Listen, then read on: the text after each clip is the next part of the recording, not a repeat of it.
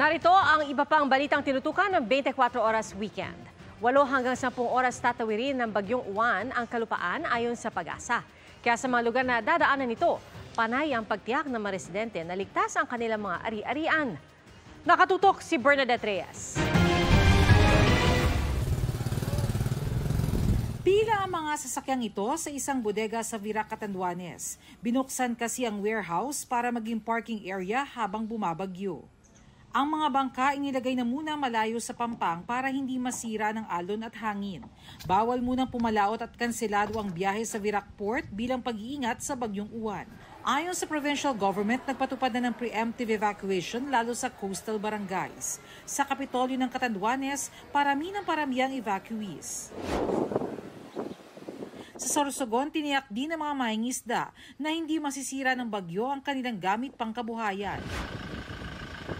Stranded naman ang mga pasahero sa Piera sa Lucena na patungo sanang Marinduque at Romblon. Tayo pong lahat ay sasama sa evacuation center mamayang alauna. Panay naman ang paalala ng mga opisyal ng barangay Magsaysay, Aplaya sa Tagkawayan, Quezon. Pinalikas sa mga nakatira sa coastal area bilang paghahanda sa parating na bagyo. Inilikas na rin ang mga alagang hayop ng ilang taga-Gabaldon, Nueva Ecija.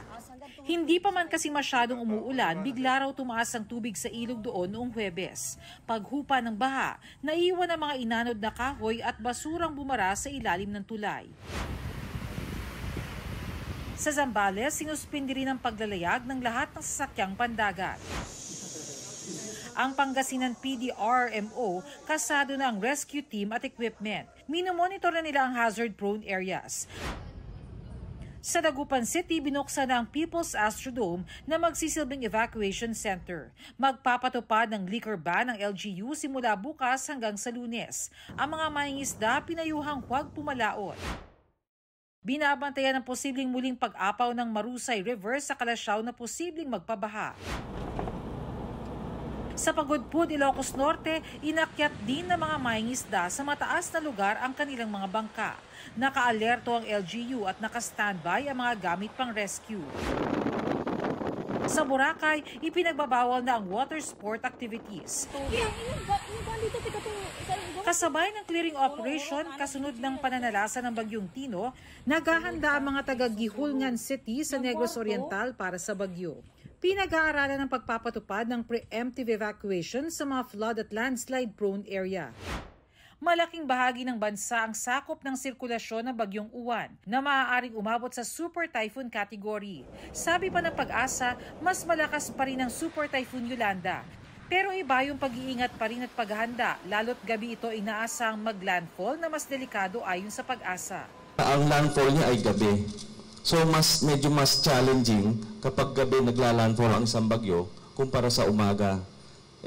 Ang estimated natin, i-traverse na yung landmass 8 hanggang 10 oras. So beginning tomorrow evening hanggang Monday early morning. Si Yolanda nasa labas pa lang ng part, talagang nasa very compact na siya. And then napakabilis ng kanyang movement. Kaya nga nung tumama siya dito sa may Eastern Visayas, karamihan, lahat ng dinaanan niya talagang na-wash out. Nakataas din ang tropical cyclone warning ng bagyo sa Metro Manila. Sa Marikina, wala pang evacuation pero handa na ang mga gamit ng barangay Tumana na madalas bahain. Medyo malakas itong bagyo eh. Halos lahat naman naghahanda na. Kaya hindi rin kami nagpaiwan sa barangay Tumana dahil kami madalas din binabaha.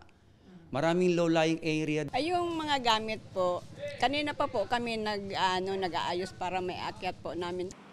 Sa EDSA, nakarolyo na ang mga tarpaulin mula sa mga naglalakihang billboard. Ito yung mga naglalakihang billboard dito sa gilid ng Guadalupe Bridge. Kung mapapansin nyo, nakarolyo na yung mga tarpaulin bilang paghahanda sa Bagyong Juan. Kung hindi kasi irorolyo ang mga tarpaulin na yan, mas malaki ang tsansang bumagsak ang mga billboard at makapaminsala ng mga gusali o di naman kaya makasakit ng mga motorista o pedestrians. Para sa GMA Integrated News, Bernadette Reyes, Nakatutok, 24 Oras.